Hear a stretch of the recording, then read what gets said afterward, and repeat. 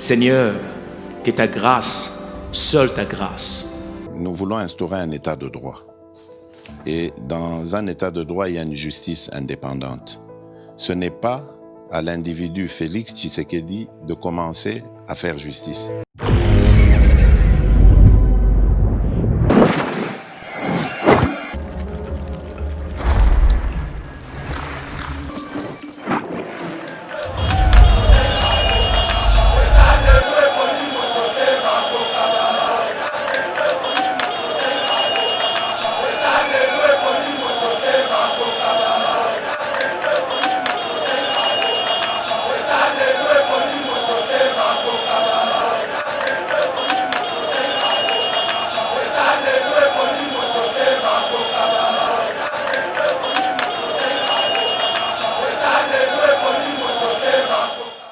Le problème, ce n'est pas Tribu Lumba. Ça, je répète, le problème ici, c'est la tête et la personne de Félix Tshisekedi. Du fait que Félix Tshisekedi est l'homme intègre, a travaillé dans le cadre de Batu Oyo, Balingi Mboka, et Kamate, donc Félix Tshisekedi a boyé côté Kamboka. Nico, vous voyez que les gens comme défendre que pourquoi vous avez dit que vous avez la Kabila. Tant que vous avez la Kabila, Martin Fayou a secrétaire, il y a Félix Tshisekedi dans Rasop. Mais pourquoi pas Baba Nakoboma Baluba O, Bazala Katia, Lamuka, Bazala Katia, FCC, Bazala Koboma Baluba Oyo, Bazala obédience, il y a IDPS. Quel est le problème pour viser le président de la République? Si vous faites la politique, sous des effets, peut-être il y a drogue, ça ne marchera pas. Parce que ce n'est plus la politique, c'est la haine. Banani bazo memango, ba communicateur, on a bengi bongo presse pengele, Niko Mayengele, na Daniel Ftafu, et na yebi malamu kena bago paswana. Ndeko koko ya wana. Batebele Balbert Muma bazala kati. André Kimbuta, bazala kati. Ça je vous dis la vérité.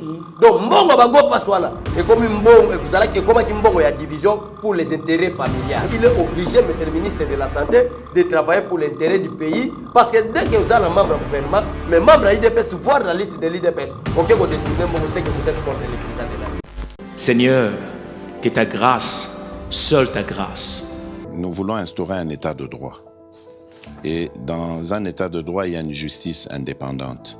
Ce n'est pas à l'individu Félix Tshisekedi de commencer à faire justice. Bonjour mesdames et messieurs, bienvenue dans notre émission Éveil Patriotique, une émission comme d'habitude, nous analysons l'actualité de notre pays en proposant aussi des propositions après avoir fait des investigations. Et pourquoi pas que ces propositions soient aussi prises en compte par les autorités, bien que Bali n'a pas éminent conseiller, Bali n'a pas tout, oh basingi bango batu ya boanya pe maele belé mais moi, ma proposition par rapport à la réalité auto-vivant sur le terrain, parce que bisous doit aller à proximité d'un petit peuple et à l'IP Motouya.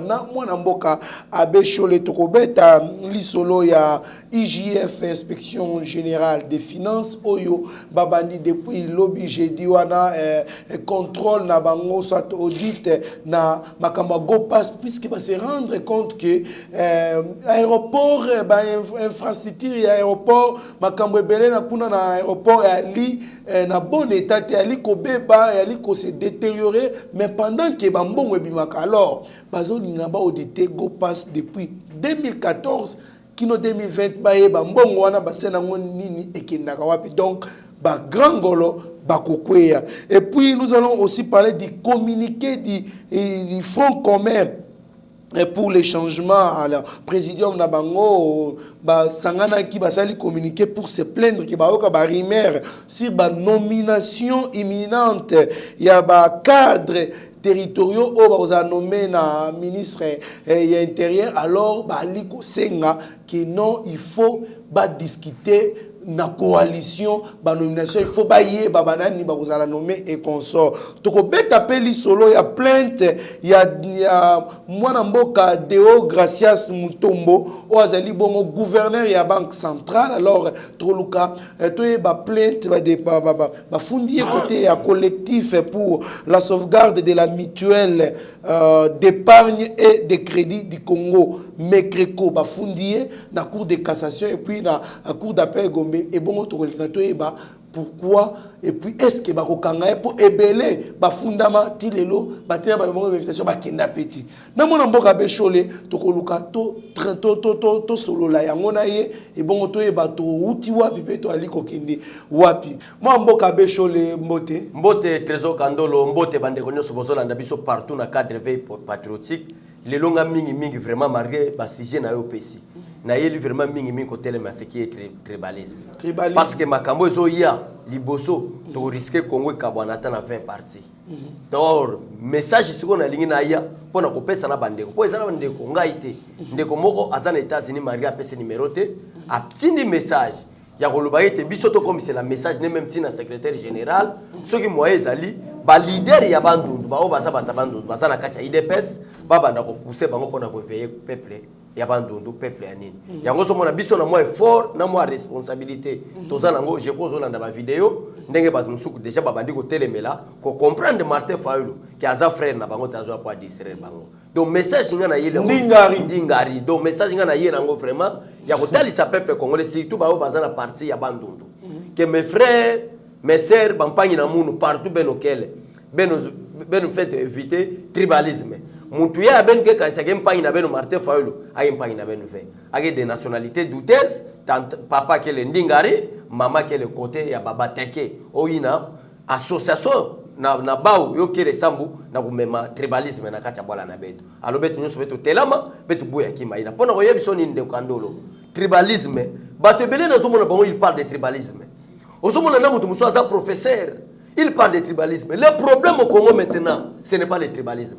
Maintenant au Congo, le problème c'est la personne de Félix Tshisekedi et la famille de Tshisekedi Wamulumba. Ce n'est pas le tribalisme. Si Tibala était le président de la République, tribalisme va l'oublier. Ah bon? Problème na bango ezali, Félix Tshisekedi l'homme intègre, oya linga fondé état de droit, oya linga sala makamba minene na mboka, oya lingi te ko travailler en complicité na ba paya pona ko kabola mboka. Ozomona guerre ça.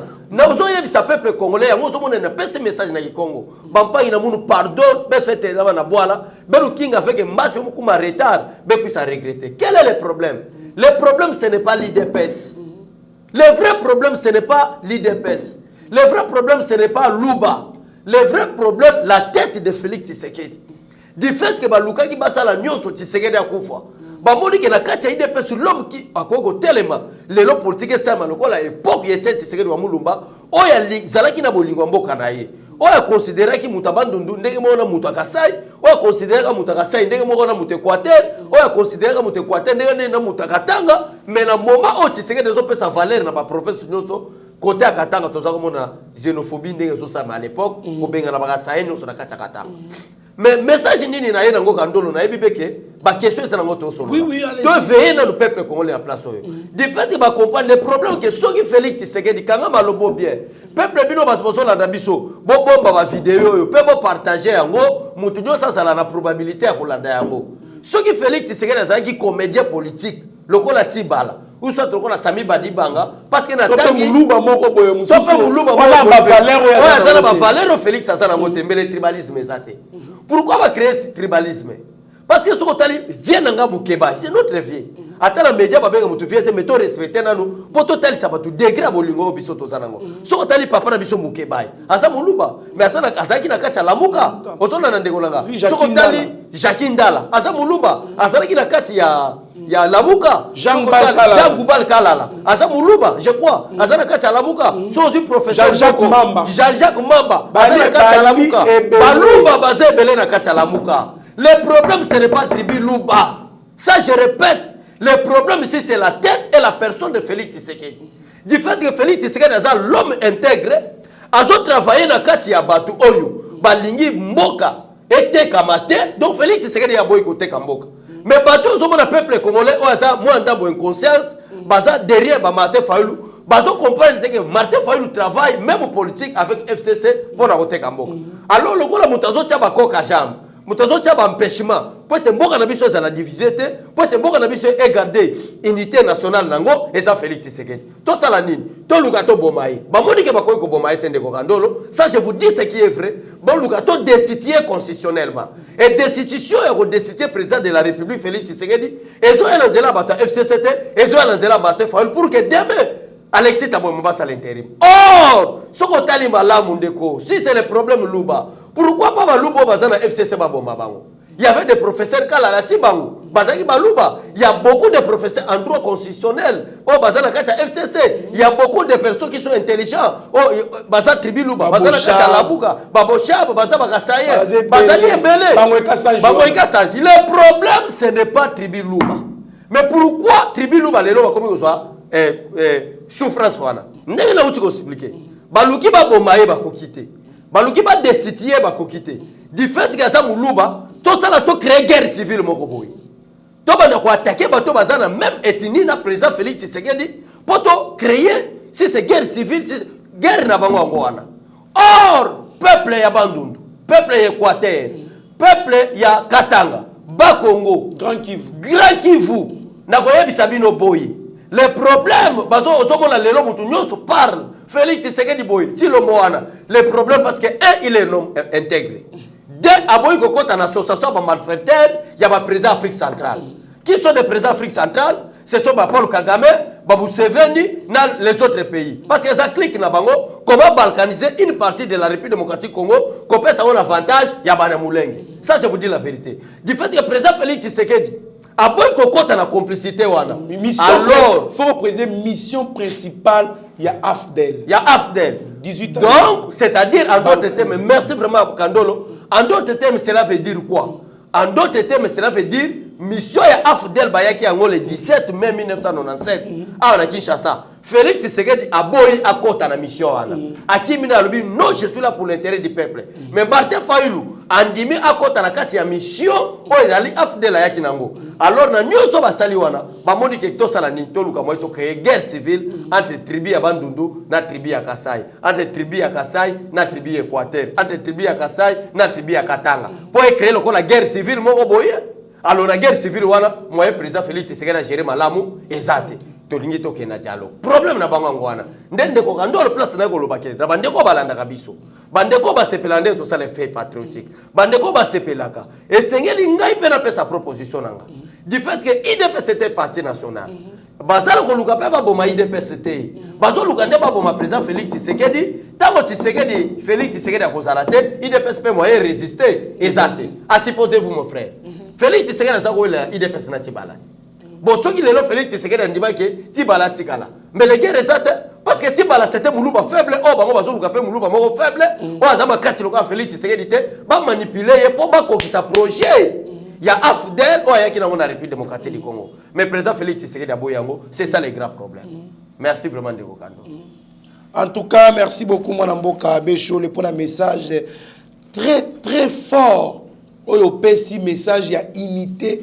Message message moko nationaliste, message moko patriotique, message yako éveiller conscience ya ba Congo que totika distraction, totika kozala ba futilité oyo komema biso na dislocation ya mboka na biso, mais tous à la concentrer unis autour d'un président qui a des bonnes initiatives, qui a l'amour de ce pays, qui a mis fin, en tout cas, n'a pas pensé à la balkanisation.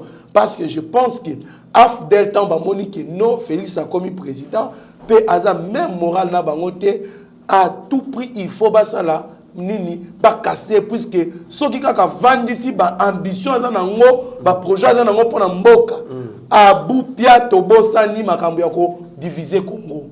En d'autres termes, cela veut dire c'est un message. Il faut les combattre. Il faut tous les Congolais, je parle bien sans exception, tous les Congolais. Ça sera une malédiction pour le Congo et les Congolais s'il y a une partie, il y a territoire national congolais, et ça contre le président de la République. Maintenant, à l'heure actuelle, guerre au Totanango, et ça guerre, il y a un président, il y a AFDEL.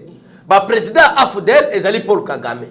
président Afdel ezali Museveni. Donc en d'autres termes, moi tout temps ba comme ezate, tout le ezali Uganda, ezali Rwanda, ezali Burundi. Donc ezali ba grand pays wana na parti ya Tanzanie. Oh basala alliance ya Afdel na quelques têtes ya Congolais lelo basala kasa FCC. Ozona ndande konanga. Projet ezali ni. Ozona par exemple pour sommet oh batu ba sommet ya Goma. Président de la République qui na sommet à Goma. Déjà basi c'est ça la kobongisama. Ndenge ni bazo atterrir pour na koloba. Dossier ni ba ke sola kuna. Je crois to sola ki peuple balanda ki. Mais tout la ni ko mayengeli. Ni ko mayengeli azolo bani que Félix Tshisekedi avait Tshilombo na Kabila. Tala guerre ya batalamuka ne ba kosa. Or que soko tali guerre ya lamuka. Lamuka lelo ba bimisi tribalisme. Tala quelques bateaux bazolanda Martin Fayulu a SID. Ozolanda baza côté a Tchango. Terme na bango eza tribalisme. Vous comprenez? Tala lelo maloba ya Félix Kabange numbi to koma wana. C'est le tribalisme ndeko nangai.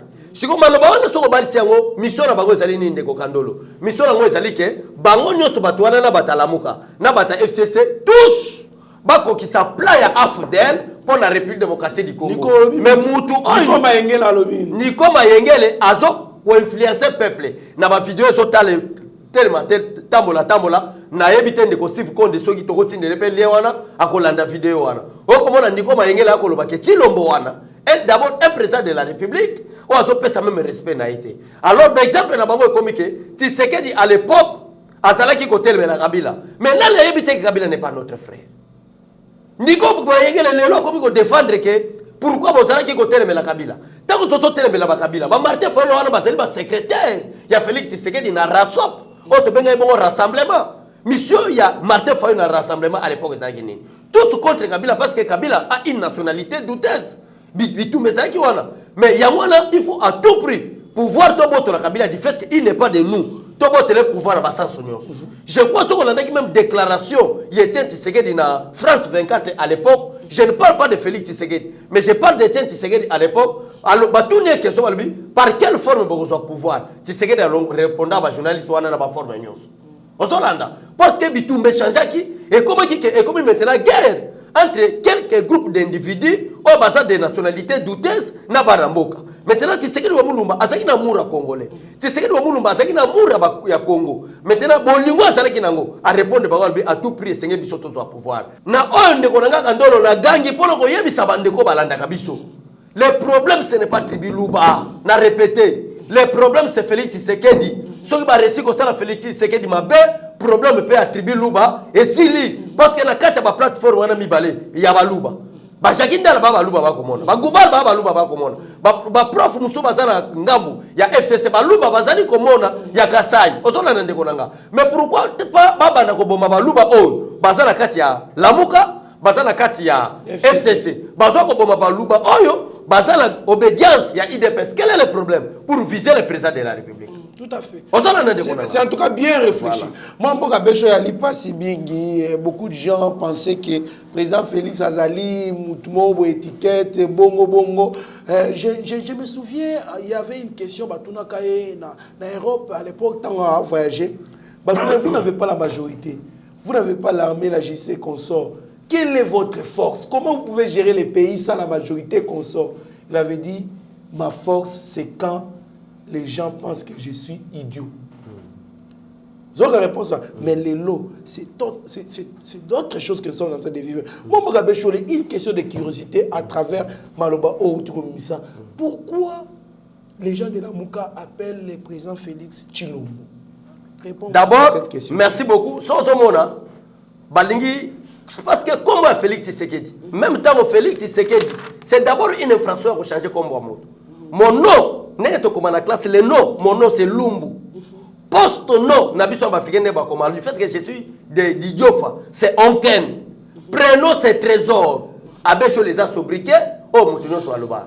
Prénom est Félix Tshisekedi. Je ne parle pas d'abord de nom, c'est Antoine Félix.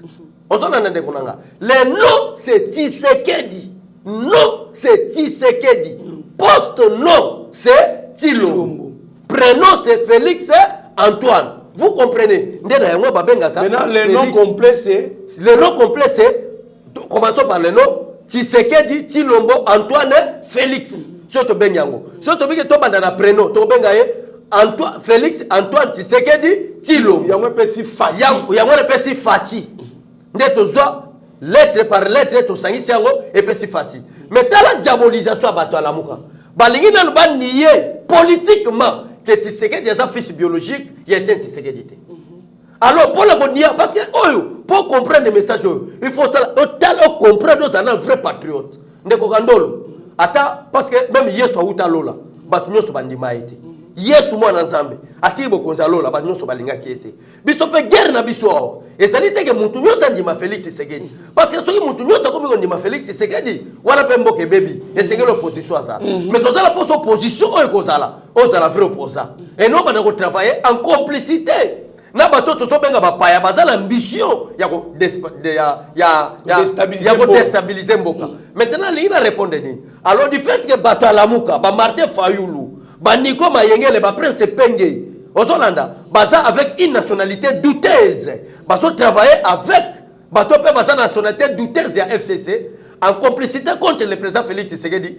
Tolongo la message comme Etienne Tshisekedi na comme Félix.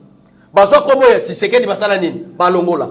Tala ba propos na bango Tshilombo. Oui Tshilombo bien sûr son nom, mais c'est son poste nom. Parmi le nom de Félix Tshisekedi Tshilombo là. Mais ce n'est pas le nom de Félix Tshisekedi, c'est son poste nom. Il faut bien comprendre que nous sommes des Africains. Le nom de Félix Tshisekedi c'est Tshisekedi, ça son nom. Le nom ba komaka N-O-M. Voilà non, c'est Tshisekedi.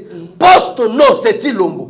Vous comprenez? Mais balongola kombo ya Tshisekedi, ba komba Tshilombo. Pour leur repère sa message que Félix Tshisekedi, biologiquement parlant, à ce moment-là, Tshisekedi, pour lancer la politique à diabolisation. Or que si vous êtes à l'opposition, il y a gouvernement, il y a majorité. Tous nous travaillons pour l'intérêt du pays. On est en opposition, on est opposé par rapport aux principes établis. Vous comprenez les Rolanda? Vous êtes opposé à l'individualité. Mais vous êtes opposé par rapport à un programme et à un gouvernement. Vous êtes à l'encontre de principe et à législateur. Vous avez un bon fonctionnement du gouvernement. Dès que vous comprenez que le Premier ministre ou le président de la République commence à violer l'un des principes établis par les législateurs, à ce moment-là, opposant au tellement pour le peuple congolais, que une opposition républicaine. À l'exemple de Gonanga Kanda. Donc, on combat l'idéologie. On combat la façon de gérer. La façon de gérer. Pas l'homme. Pas l'homme. Pas la tribu. Pas la tribu. Comme ici, opposition, une opposition ethnique. Ethnique, voilà. Une opposition coutumière. Pour hasard telle l'école. Pour hasard école au terme. Ça, c'est pas l'opposition. Bien qu'il a des bonnes idées. La République démocratique du Congo, actuellement composée de 26 provinces. Nous devons considérer toutes les ethnies de ces 26 provinces. Mais c'est le président de la République, Félix Tshisekedi Antoine Tshilombo. À ce qui on a 11 provinces, nous devons respecter tous les ethnies, il y a 11 provinces. Quel est le problème par rapport à la question posée? Le problème est que Batouana n'a pas Batoualamuka n'a pas FCC. Les lois, c'est que le peuple va y avoir comme une zungo moko. Les lois, c'est que le peuple va y avoir. Il y a une mission à débit. N'a pas que le peuple congolais, tu peux savoir une information à Bakandolo. Les lois, tu as veillé conscience na bino. Mouton à la poste a veillé conscience à une mission à Salanine. À Panzayango, va comprendre que Fall n'est pas votre frère. Autour de Konanga Kandolo. N'est pas place na linga d'expliquer yo. T'as la place baso écarté comme ya Tshisekedi baso tia comme anani ya Tshilombo. Mais ça ne marchera pas. Nous sommes là. Peut-être Kandolo peut me poser la question. Quelle est la solution? Solution de comment ça des États-Unis. N'a pas un message dans le téléphone moni. Et ça dit que bilo bato bosa en Europe. Bilo bato bosa en États-Unis. Ceux qui biso na Kandolo to bandiko loba. Peut-être ba muso ba batala bano bazaka boye. Peut-être ba luka basenga. Bon luka na ba moyen na bino bosa. Surtout ceux qui, moi je m'adresse parce que je suis du Bandundu. Je m'adresse carrément à Bato Basa Bandundu. Bilo Bato Basa Bandundu. Bon, ça va bon, bon soutenir. Si vous pouvez soutenir peut-être à Bécholé. Nande Kokandolo. Peut-être que Baba n'a pas le baboy. Bon, nous avons conquis la ville parce que tout le monde doit contribuer pour le développement de son pays. Ce que nous faisons maintenant, c'est pour l'intérêt de notre pays. Je peux aller s'allier derrière Martin Fayulu, derrière Adolphe Mouzitou. Mais moi, en tant que Dibandou, j'ai compris que derrière Adolphe Mouzitou, derrière Martin Fayulu, il n'y aura rien comme le développement dans ces pays. À quoi sert bon? Derrière, on écarte. Dans le cas idéologie, on peut soutenir, c'est l'idéologie qui est derrière le président Félix Tshisekedi. C'est également avec nos frères. Dibandou, vous avez des moyens. Bon, nous avons des moyens pour que nous passions un message qui a pas le tribalisme. Si aujourd'hui le tribalisme est partout, bah, on y a cassé, bah, bandit ko boma ya bandundu. ba o bandundu babandi ko boma ya Kasai ba o Katanga babandi ko boma Équateur ba o Équateur babandi ko boma ya Bakongo biso tout kozala wapi to pete to gagner vous avez donné l'avantage aux ennemis congolais il n'y aura aucune tribu qui va gagner biso nyonso yango moni message na abale tribalisme tango bitumba wana continue konanga ezala baluba ba gagner te ezala bato bandundu ba gagner tous nous perdons mais à l'avantage de qui à l'avantage des ennemis ba o ba dirige mboka pendant 18 ans avec l'intention de balkaniser mboka. Quelle est la solution? La solution pour le monde de Bisso, Shadrach, Assani Bisso déjà, tout évolué parce que RCR, la solution c'est quoi? J'interpelle le cadre IDPS du Bandundu, IDPS. Il est grand temps pour mobiliser vos moyens. Vous êtes du Bandundu secrétaire national. Vous êtes du Bandundu secrétaire général de l'IDPS adjoint. Vous êtes du Bandundu le cadre de la Ligue des jeunes. Ministre qui il est grand temps. Par exemple, vous prenez le directeur Eberande. Il est du Bandundu. Il y a beaucoup de conseillers et de comptables au niveau de présidence du Bandundu. Et ça l'attend. Les comptables de la présidence, tout le monde qui a un procès à il est du Bandundu. Il est grand temps. Du fait que Basa Bandundu, mais comprenant vision président Félix Tshisekedi. Et Félix Tshisekedi a nommé la présidence comme conseiller, comptable, directeur de cabinet. Vous voyez, la coquille soit c'est rassembler les moyens pour la redescendre dans le terrain, côté ya Batou. Bolanda, Martin Fayol, il n'est pas votre frère. C'est pareil avec Bandeko Équateur. Il y a des Guilis qui sont là. Bozui ba moyen, bozungi ba Guilis, bomoni na biso mo tolobite, poso tolobi na biso mo ko ezamabe. Nakatanga, il y a des parlementaires debout. Bozui par exemple ndeko nanga Gilles, oya parlement debout ya Zando. Gilles ayebi katanga malamu, Neville ayebi katanga malamu. Batakatanga bazo ba moyen ba pesier. Kendeko Gilles ya parlement debout ya Zando. Kitaka tanga pour le côté à tribalisme voilà. Ça sera pareil au moment que tu gagner parce que tu sais que tu as un message moko. Bon peut ça leçon là ba o ba comprendre te bino ba to bo sanani. Bon so comprendre, c'est clair. Mais si on peut ce message bongo, peut-être vous soit comprendre que Dieu vous aide à comprendre la lutte de l'IDPS et ce que nous faisons dans le cadre de l'éveil patriotique. Merci beaucoup madame Bokabecho Ali Pasimingi. Moi je pense aussi que ceux qui va bien à président Chilombo moni comme moi Tshisekedi Namboko, ça dit beaucoup de choses. Ça représente beaucoup de choses. C'est un grand homme politique. C'est quelqu'un qui s'est battu pour l'implantation de l'état de droit, la démocratie. Voilà. Comme un président Félix Tshisekedi, c'est comme ça on peut se valeur. Du fait que Tshisekedi c'est un homme de valeur, Tshisekedi c'est un homme d'état de droit, Tshisekedi c'est un homme qui n'a pas voulu côté Kamboka na Bapaya. Quand on va se combattre Tshisekedi, voilà ça va Félix Tshisekedi. Parce qu'on a Tshisekedi en personne. D'ailleurs dans d'ailleurs a révélé le comment. Tshisekedi si aujourd'hui Tshisekedi est quoi ça mabele. Et ça la complice à bata FCC. Parce que Tshisekedi a besoin de négociation contre Kabila. Bamindela ba uti poto ba ya pour négocier Kabila Tshisekedi. Tshisekedi disait clair, à quoi sert je peux négocier avec ces bonhommes. Si on va français là ba comment ces bonhommes et ça va propos et Tshisekedi wa mulungu. Vous comprenez? À quoi qu'on négocie parce que négociation la Kabila et ça comme trahir la République. Alors elle va se dire que ceux qui sont bien Félix Tshisekedi ba valero nyoso ezaki na Tshisekedi wa mulumba to kopesa ngona Félix Tshisekedi o amona na ye ba importance moko boy parce que tout le monde est en Tilom. Comment est-ce que il n'est pas Tshisekedi. Il n'est pas Tshisekedi. Il ne ressemble pas à Tshisekedi. Il n'a pas l'idéologie de Tshisekedi. Il marche ensemble avec Kabila. Talama Lobabatala Mugalelo et comment Tshisekedi marche ensemble avec Kabila. Merci beaucoup. C'est Nico Mayengele. Je cite même le nom. Même les veilles patriotiques. Batanga Komote maintenant, je commence à citer les noms parce que trop c'est trop. Mais c'est Nico Mayengele. Mais c'est Prince Pengele. Mais c'est Daniel Safou. Faites la politique réellement la politique. Si vous faites la politique, sous les effets, peut-être il y a drogue, ça ne marchera pas. Parce que ce n'est plus la politique, c'est la haine.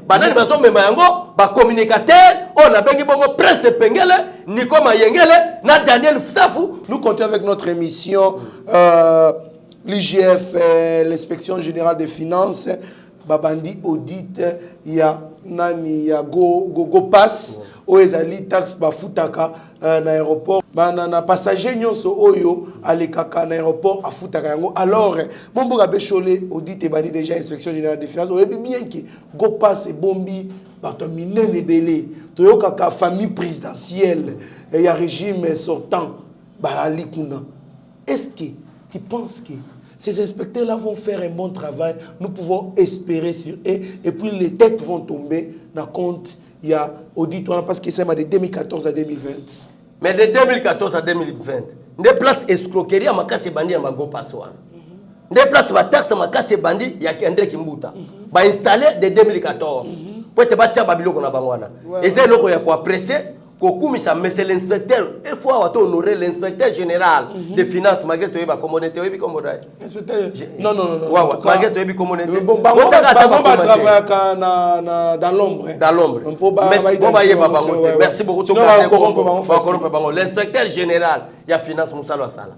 Batebele, il y a un Makamoroka, il y a un Makamalelo, tu es quand tu es veillé, peuple comme l'Indegunanga. Baniko Mayengele, ma presse Pengele, ma Martin Fall, va changer ma loba. Parce que Félix se regarde dans le bas que je ne peux pas fouiner le passé. Les longtemps où Go passe de 2014 à 2020. Qui était membre de l'IDPS qui travaille à 2020? Personne.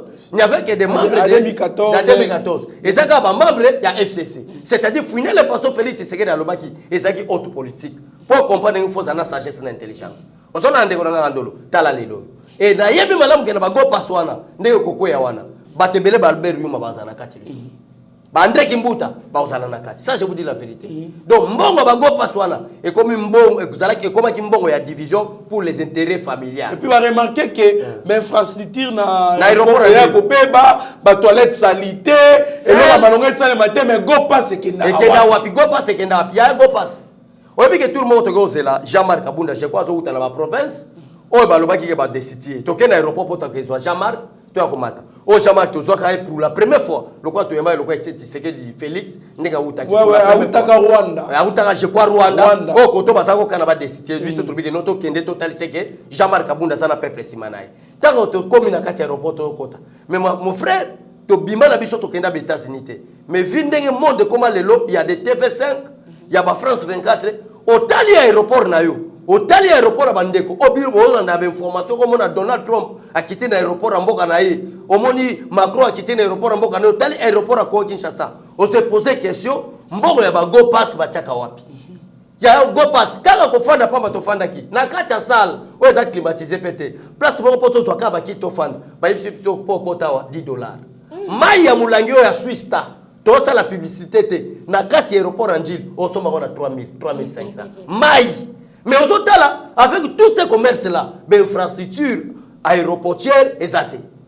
Aujourd'hui, makambo ya kosala ke o sentir que na moni aéroport andi na sepeli ezate mais kende osomba ka moi mai oyo to somba ngona ba super marché 500 francs kende osomba ngona aéroport ya Njili 3500 francs na ke osomba ko jour to c'est la jamar jour na ke osela muninga na yoka so ayaki tant to côté na ça donner poto c'est la bango to kende osabango to mona makambo wana alors c'est clair que l'inspection générale de finance ba kitana terrain ba sala musala mais le problème c'est quoi avec ces contrôles André Kimbuta a tombé. Parce que na kati kuna inspecteur de finance ba ko comprendre que ça ina taxe ya André Kimbuta parce que aéroport Njili bazako bengo ezana sol na ba territoire ya André Kimbuta azui pe ba to misala na ye atie otomona ba lo ba ke droit ya André Kimbuta vous comprenez alors l'inspecteur faut ba kende pona ko bimisa biso banani bazaki ba hôtel ko sala makambo wana et mbongo go passe tango ezaki kokota ezako sala musala nini parce que il y a des milliards.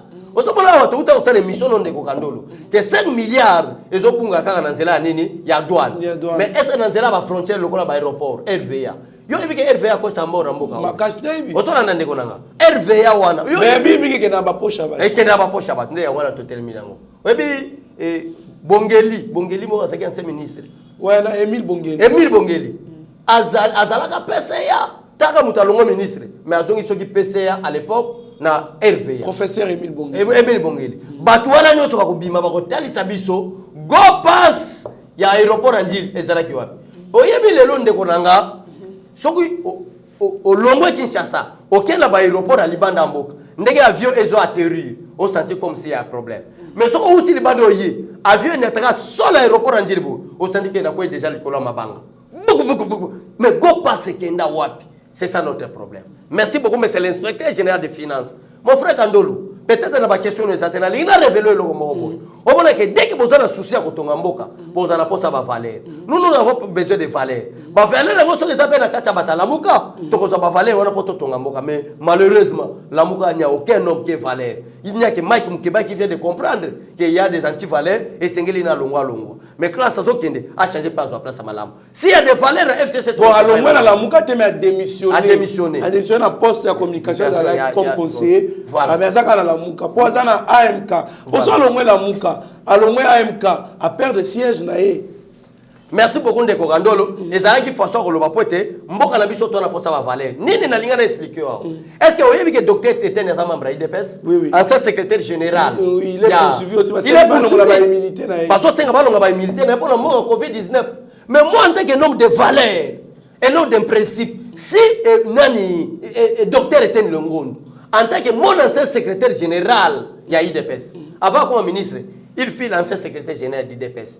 Comprenant la lutte de l'IDPS, toute personne de l'IDPS, en commençant du président du parti jusqu'au président cellulaire, on a aucun dans le gouvernement, à l'État, c'est qu'ils ont travaillé en complicité dans la FCC pour la président Félix Tshisekedi touche. Ça, je vous dis la vérité. Un membre qui comprenne la lutte de l'IDPS, mais il est encore présumé innocent. Il est encore présumé innocent. Mais c'est déjà grave. Il y a que l'on a une immunité pour Azan Makambo, Covid-19. Parce qu'en tant que ministre de la Santé, moi, organisation, on a Bachaki. Organisation Bachaki, on a. Il y a une organisation Nini. Il y a équipe de lutte contre le coronavirus. Partout, on a c'est le ministère de la Santé. Il n'y a pas besoin de ça même, à ça, rapport de la présidence. Attends, mon frère, mon frère. Donc, c'est-à-dire quoi? C'est-à-dire dans le peuple congolais, qu'au sein de l'IDPS, le tribalisme est raté. Il y a un docteur Etienne, il est de l'Équateur, mais nommé ministre de la Santé, dans côté IDPS. Vous comprenez, mon frère? Donc, c'est-à-dire il est obligé, monsieur le ministre de la Santé, de travailler pour l'intérêt du pays. Parce que dès que vous êtes un membre du gouvernement, mais membre de l'IDPS, voir la lutte de l'IDPS, ok, vous détournez, on sait que vous êtes contre le président de la République. Merci beaucoup, Mambora Bécholé. Tellement nous parlons dans l'inspection générale des finances, tout ça, l'inspecteur général des finances qui n'est pas auditer Narcisse Mpambungembo, puisque le message est à l'Ikaka comme la biso que monsieur Wana à l'Ikaka, son bureau na baptisé na kombo ya CPI et puis na Soudan. Et donc, bambongo wana surtout $500 ba pesaka par mutuka et consort, tout en posa toyeba pour pesa biso rapport nango. Donc monsieur Narcisse Ngembo to na posa pe ba auditer parce que kuna il paraît que DGD commis et l'autre poche na ye. Donc bambongo tout na poche na ye. Donc c'est un peu ça. Moi na mboka abesho le toi li koko ba émission na biso communiqué, il y a le président, il y a Front commun pour les changements, qui va la nomination imminente des cadres territoriaux. Alors, il faut bamona clair et puis il faut poser problème pour respecter. Alors, dans cette perspective fort des rumeurs faisant état des nominations imminentes des cadres territoriaux par les ministères de l'Intérieur, les FCC, a tenu à fixer l'opinion sur ce qui suit. Alors, on entend que réagir. La territoriale participe du cadre institutionnel de l'organisation des élections de ces faits. La nomination des cadres territoriaux au niveau tant des entités territoriales décentralisées que celles des concentrés doit se dérouler en toute transparence, de manière à rassurer toutes les parties prenantes au processus électoral. Voilà le premier point à poser. Deuxième point, de ce point de vue, ces nominations doivent bénéficier de larges, je dis bien, consultations au sein de la coalition. Donc il faut la coalition pour discuter de la nomination. Merci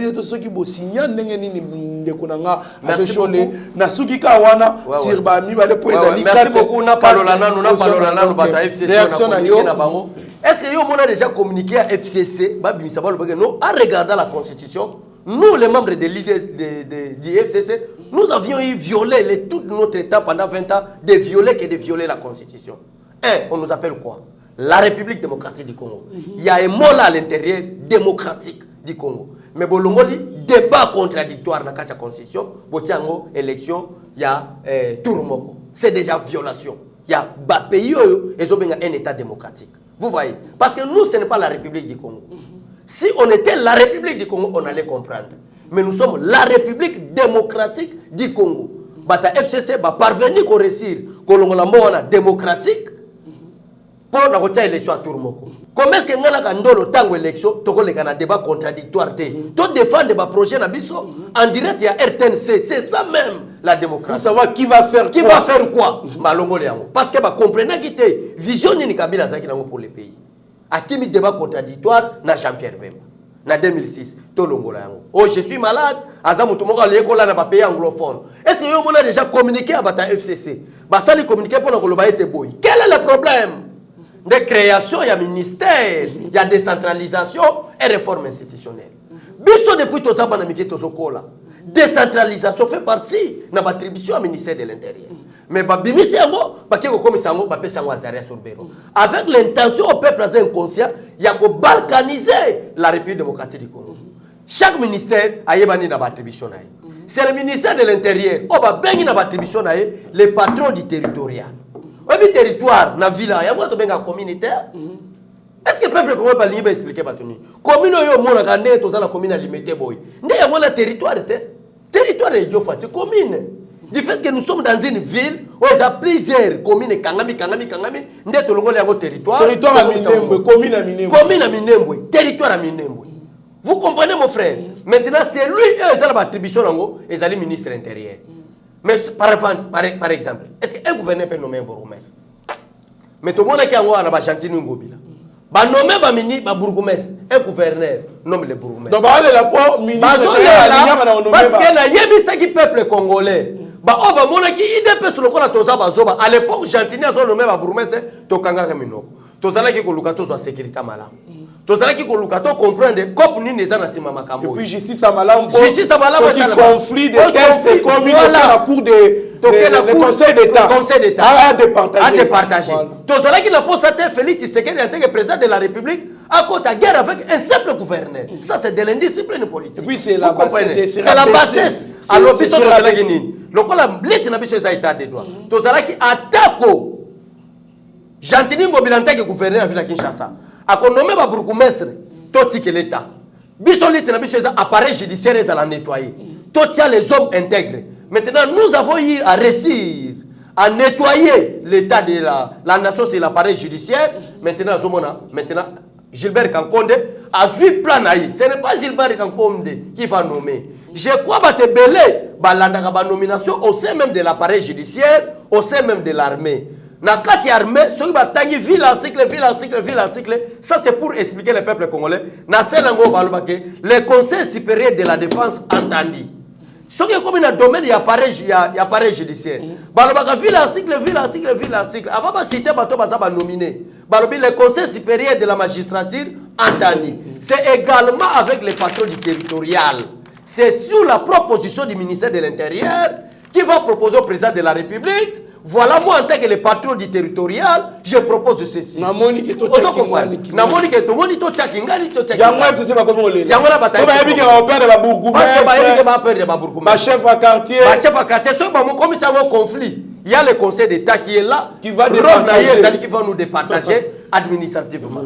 Bosambwe. Bokanisa qui est la force, et Zamandouki. Or que la force, c'est Zamandouki, la force, c'est la capacité. Vous comprenez? Voilà. Merci beaucoup, Mme Bokabechole. Plainte contre Deo Gracias Mutombo à la cour d'appel de Kinshasa Gombe, ensuite au parquet général près la cour de cassation. Porter plainte quota collectif pour la sauvegarde de la mutuelle d'épargne et crédit du Congo. Ali ko reprocher nini? Bali ko reprocher loko oyo mwana mboka bechole et salemi na Edic TV oyo ya EPST et salemi na université ya IPEN a changé donc équipe a changé pour avoir remplacé illégalement les anciens dirigeants de Mekreco a changé a tie bato équipe na ye oyo yé moko ne muto dicté bango ko ba ko sala. La même chose là, les gens de l'édic, conseil à gestion, ba dirigeant édic TV wana, wili ba konga longola ba tutu ba za kuna che ba to PPRD. Alongoli ba to ba matriculer s'il vous plaît. Non, Willy Bakonga na Edic TV. Edic TV chaîne wana EPST. Alongola batuana, ache batu ya PPRD. Batuana lelo ba matricule ba kenda ba benga wana musala. Ba leli ba eliti lelo. Nana ni conseil ya nani ya membre ya nani na université nationale na IPEN. Université pédagogique. Des mêmes choses. Balongola équipe ya conseil o batu ba si jaro ba dirigeant kanani. Alors, illégalement, la même chose s'est produite encore côté Yanani, la Banque centrale. Nani, déocratie, ne pas porter plainte. Mais, pas plainte belé ba au fond dans mon amboka bécho. Le ministre des Finances, il va bien c'est à boire les coquines kindati. DG ya au chef ba bien c'est il la kindana été. Ba tu es c'est belé ba au bout na bango, ba appel au ba singa ba bien c'est bango la justice. Est-ce que ça va produire un fruit? Nazoye bisayon de konanga état de droit social musala. Nanu parlons de l'état de droit na lingina rectifier et le komoko. Nazolo belanga makambwana. D'abord commençons d'abord par la question après na koya rectifier le komoko. Ozo sala ba baisse na ba réseaux sociaux sikoyo. De konanga état de droit mystique. État de droit d'abord pour arrêter une personne à un état qui se respecte. T'as la même total ba seré belé. Ba 24 chrono. Total a commencé à poursuivre le monde. Si vous avez des preuves exactes, malgré vous comprendre que c'est lui, à cela qui est infraction, mais vous devez avoir des preuves tangibles dans un état qui est palpable. Quel est le problème? Déjà, au Jefrem, Balimbi ça a été, mais si vous avez une place à ça, vous avez une place. Pour que vous ayez une place, abattement à l'ambassade de Tanzanie. Il est là, il travaille chaque jour. Mais je vous dis, vous interpeller. Et vous appelez Daniel Saf, oui, mais Daniel Saf, ne parlons pas de Daniel Saf aussi. C'était voilà, un député. Qui a dit oui, même pas Mike Moukeba. Vous avez pas demandé Daniel Saf. Un député sans morale, sans sens humanitaire. Un député par le but pour être l'intérêt du peuple congolais. Mais à comme Mouta Mantolo, quand on senga ko tellement liboso même Jeannette Kabila. Saf, Kobine la Jeannette Kabila. Même moi on va payer comme $500. Un député. Peuple en français, madame, honorable. Honorable de mon pays. Honorable de mon pays. Honorable député de mon pays. Akomona madame Janine Mabunda, azokota nakasi. Madame Janine Mabunda batonga kayo. Honorable Tyson. Daniel Akenda okanga mutu na bilamba pona mbongo. Honorable. Honorable azana problème la justice pour la kaba irrégularité na niveau cour constitutionnel. Akeko bimisa ba droit ba basala kina 15. Vous voyez maintenant ba bengani na Faden House kotaba militaire. Voilà. Pour comprendre que bazo comprendre que Aza c'est un député malhonnête. Ozo comprendre ba Jagoubal baloba kango. Mon frère, vous avez des problèmes des irrégularités na niveau cour constitutionnel. Cour constitutionnel a ben si Daniel Saf. Mais Daniel Saf a parvenu ko bimana ba dra o salema na ba 15e siècle. Badra Kalawana, à qui on l'a dans la cour constitutionnelle et toko. Ça, il faut être maladie mentale. Pour l'instant, la Kambabongo. Donc, moi, tel que je suis là, élu député peut-être à Mwamba, j'ai des problèmes peut-être d'irrégularité. Dans la cour constitutionnelle, dans la Mwamba, Azu et Toko, je parle bien et Toko, n'habite Banat, autre bien Banat, Azu et Ango, à qui on t'a dans la dra, au bazar, c'est dans le 15e siècle. Il y a des photos qui se parlent. Daniel Saf. Mais comment est-ce que Bako Bega Daniel Saf, député national? Moutoua le Baganasima Moukongo Abat. Parce que vous ne comprenez pas Daniel Saf. Dans son son, on a plein mais c'est les moutons le Daniel Saf. Il faut que tel me l'aille Makasi Daniel Saf. C'est une indiscipline, mon frère. C'est quelqu'un qui manque de respect, même au institution de la République. C'est quelqu'un qui est malhonnête. C'est quelqu'un qui est incapable. T'as la langage. Mais revenons à notre mouton. Mais qui crée le tribalisme? C'est Martin Fayoulou. C'est Daniel Safou. Tala ba message taloba biba ne Kongo nyoso tu ba kobima ba benga na baluba to beta bino boza muke to kobeta bino na Kinshasa to benga na bino un député national. Or ndeko na kandolo ba député ngona comprendre ba député ba pola ba député ko ba yebi sous sens ba député te oza eli na circonscription moko déterminée, mais le votre travail en tant que député est au niveau national. Mardi vous êtes élu dans un territoire ou une circonscription déterminée, mais votre travail à vous, selon l'article 100 de la Constitution, est déterminé au niveau national. Tala Daniel Saf. Tala Daniel Safou Makabaloba. Un indiscipliné, un impoli politique. Vous comprenez? Pour la bateau, je ne sais pas, Azaki d'abord élit dans la circonscription. Bateau Mamba. Vraiment, botiki na bino Augustin Kabouya. Mamba, Batamayele. Batamayele, lokola Augustin Kabouya. Les étudiants. Batamayele, lokola Peter Kazadi. Batamayele, bazala qui est belé, prof Chabani. Batamayele, bazala qui est belé, botiki ko vote bango. Ba koki ko bunda pon intérêt na bino. So iboye bagate, ti botina Daniel Safou na d'abord c'était locataire. Félix Tshisekedi Mutaza foot. Ça je te dis la vérité. Ou peut-être bato bala, je te dis la vérité. Je connais Safou de Linzaka tina Musu, na mutu wa Musu. Parlement de bois 10 millions monnaie va liboso à siège. Avant comme connaît ça qui na entrer ndako ya Tshisekedi wa Mulumba. Place bazo kende ba réunion na rassemblement. Tomo na Daniel Safou na zo na la gomme, li pape to boka na se. Un moment donné comme na parlement debout, au bengi si bato boya cotisation, ata moi 5 000 la tali papa. Daniel Safou c'était locataire. Oh azo luka minute oyo. Azo locataire ko défendre ben lecteur na ya mwamba. Daniel Safou comme ko luka zo pas matana ma campagne ata demi parcelle. Yango ba comme bengi député à Mantolo. O comme on Daniel Safou même dans zela monio ne ko lati costume boy. C'est un homme compressé. Abi papa ba ko tonga yo. Je vous dis la vérité, Daniel. Député national de mon pays. Honorable mon frère, Talane Babenga Bango. Cher monsieur honorable député national, Daniel Safou. C'est grave avec ces pays. Moi, je m'appelle le gouverneur de Haut-Gracias. Des députés qui souffrent de la maladie mentale. La justice. Moi, je avec le gouverneur de Haut-Gracias. De Haut-Gracias, que la justice soit faite. Bisous tout à état des droits. Est-ce que avocat de date? Ah, que des docteurs na éviter. Ah, la comment on a justice? Na lobby hein, na l'hôpital là. Bisous tout ça bataba missile non conventionnel. Tel que je suis là. Félix Tshisekedi par exemple, ça ce n'est pas une flatterie. Mon frère na loba be mission plusieurs fois. Nous na age bisous tout ça. Tozoa Ketch, na directeur ancien directeur à cabinet, je répète moi chaque fois pour na émission oyeba kienga. Kolanda balolinge peut-être mutu so comme na yebi boité. En l'homme ce n'est pas la taille, mais ce qui sort là. Batologa ba Martin Fayulu, batologa ba Daniel Safou, batologa il faut longola ba on ba cité. Ba cité minel ba Kinshasa, comme ba on a ferme, ba que ça na bilanga. Comme ba la ba bouvier, ba terme ça banga. Ba tika ba on ba fila minene té. Tika moi mo ba beso. Ba ba lo ba ma fil ye ko kinoa. Avantation. O lo molea o ke ko bomena wapi. Wano zo pousser na lo ba identité Martin Fayulu. Martin Fayulu za ndingari, aya ko sala musala pétrole.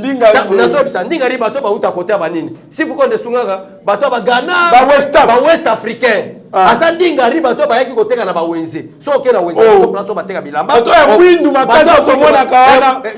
Na Congo d'abord to bota bata mwindu makasi te. Na yebite na ta ko présenter Steve Konde te so moni Shadrach, o moni Steve Konde, o moni même maître Franck Kalolo. O asa derrière nga après botala. Madame c'est qui? C'est madame notre madame Gladys. Madame Gladys. Otani beauté ba congolais to za mwindu loka ba West Africain te. Nzamba sala ndenge ya partage bato na ba. Ke ba congolais pa ya mwindu. Ya mwindu basate. Est-ce que yo za bazali? Ça va toto. Tala ingénieur na biso Eric Mubiala. Soko talo moni za ba beshole moi ba beshole. Mais soko talo c'est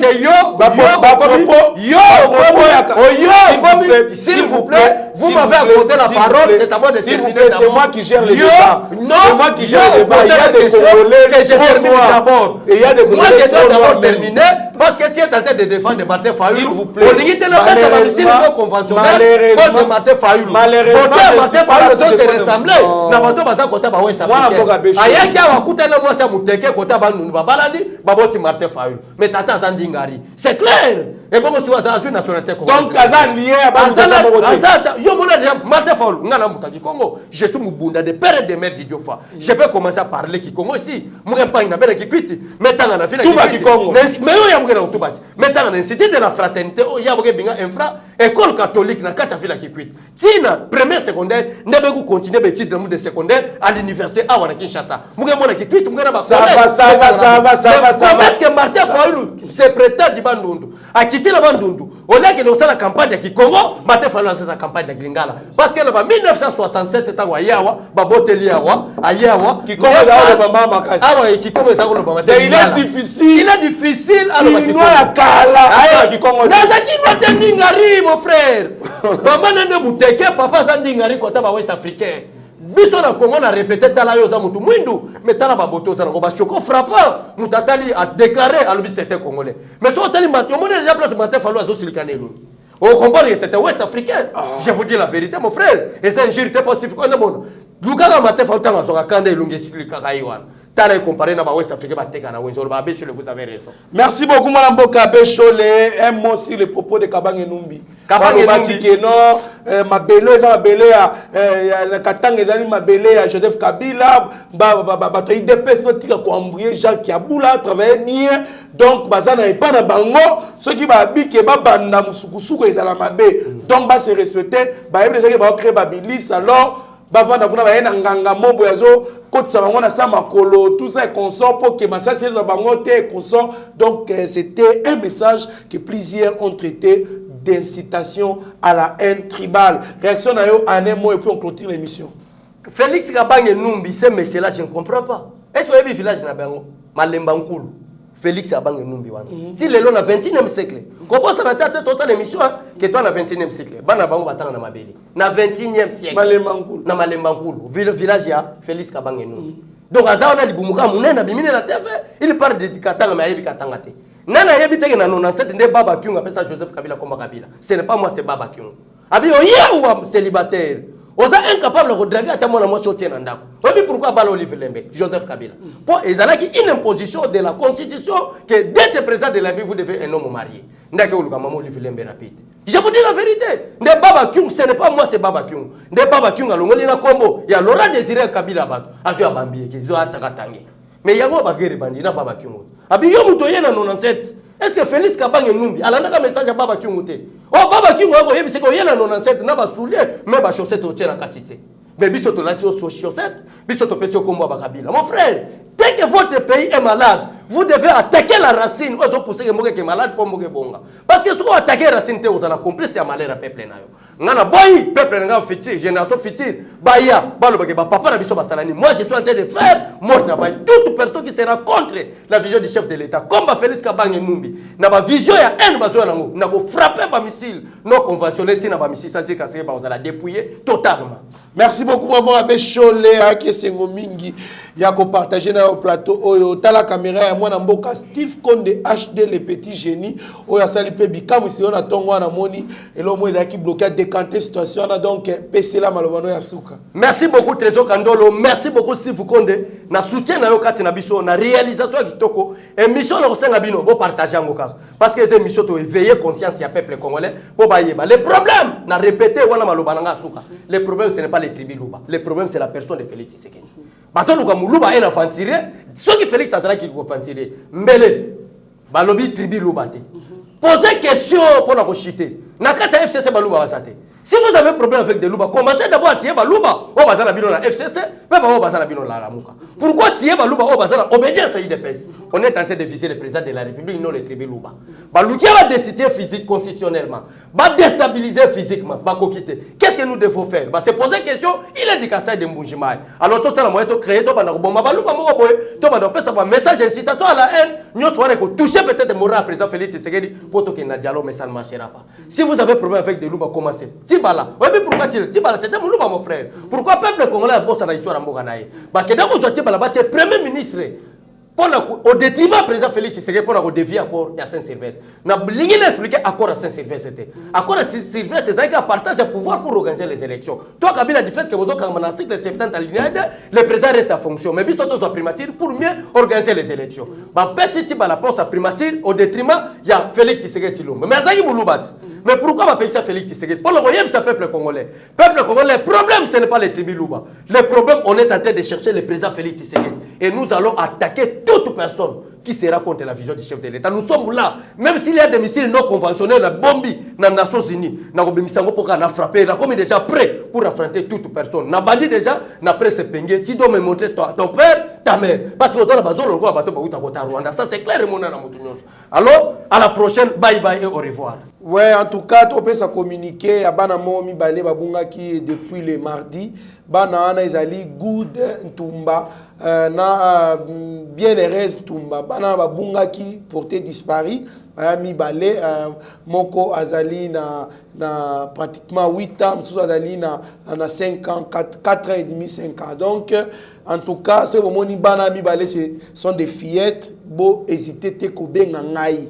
Banana bali ba nièce na ngai babungaki porter disparu to luka bango to mona bango en tout cas on nyon surtout akomona bango babunga ya parti ya limité donc ya limité côté ya Kingabwa. Donc ba o nyo surtout ba omona bango bo hésiter te ou bien ngai bali bana na nga ba nièce na ngai.